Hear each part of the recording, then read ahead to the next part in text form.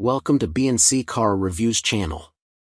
2023, Porsche Taycan First Drive, Subtle Improvements. Sometime between our fourth Americano of the morning and second run up the beautiful mountain switchbacks of northern Italy in a 2023 Porsche Taycan, Porsche built the 100,000th copy of its first ever EV, a Neptune Blue Taycan Turbo S sedan not unlike the one we were piloting. The Taycan lineup has steadily grown since it was first introduced in 2020. It now consists of 3 body styles, 2 motor configurations, 2 batteries, and 10 variants in all. Changes to the Taycan for the 2023 model year, while less dramatic than before, were intended to make it a more enticing car for prospective EV buyers, and an easier car to live with for its owners. Why it's important. Given that the Porsche Macan electric SUV, set to be built on Porsche's new PPE platform, is still the better part of a year away, and with Porsche's goal of having 50% of its sales be all-electric or plug-in hybrid vehicles by 2025 rapidly approaching, the automaker can't afford to rest on its laurels with the Taycan.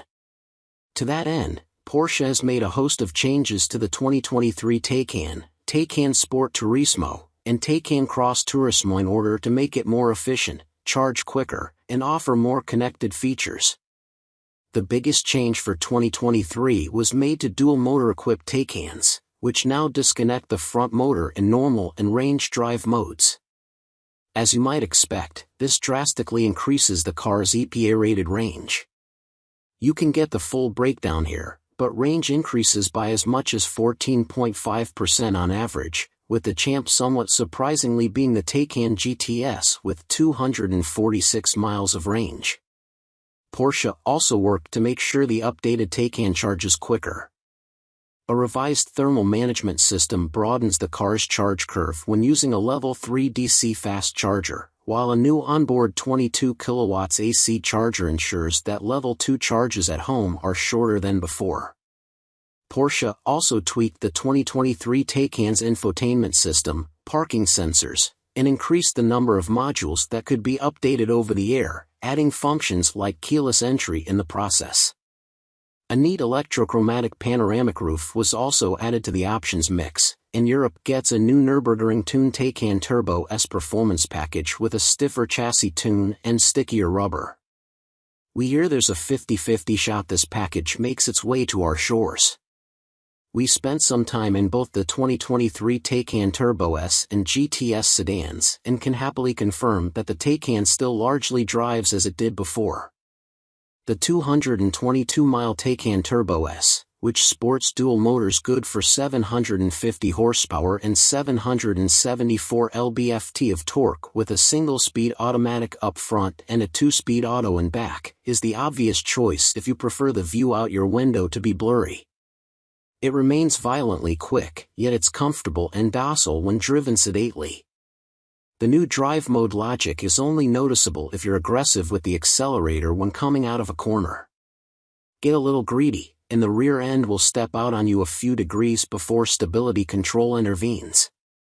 The Taycan GTS offers a similar driving experience at $135,550, roughly $50,000 shy of the $188,850 base price of the Turbo S.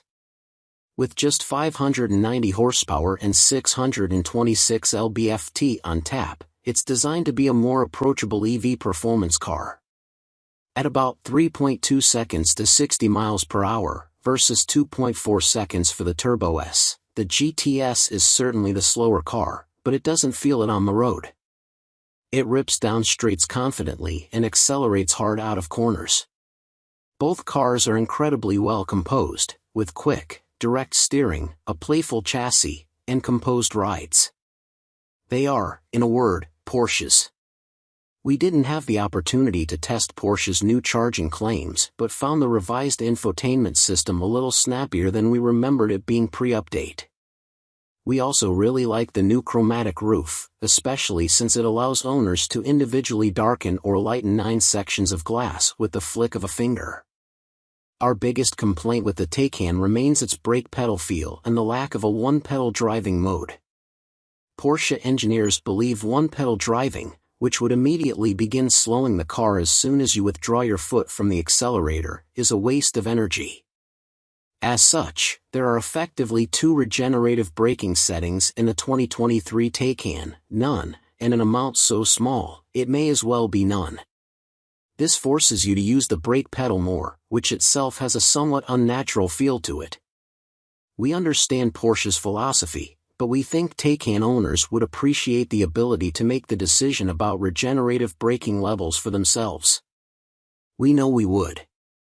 The other drawback with the Taycan is its limited over-the-air update abilities. Unlike other automakers, Porsche isn't able to implement over-the-air updates to the Taycan's power, driving range, or any physical feature in the car. Instead, owners must take their car to the dealership to receive drivetrain updates. Although the 2023 Taycan is largely the same car in many respects, that's far from a bad thing given it remains one of the world's best performance EVs. And thanks to the updates Porsche has made to it, the Taycan is an even better all-around car than before.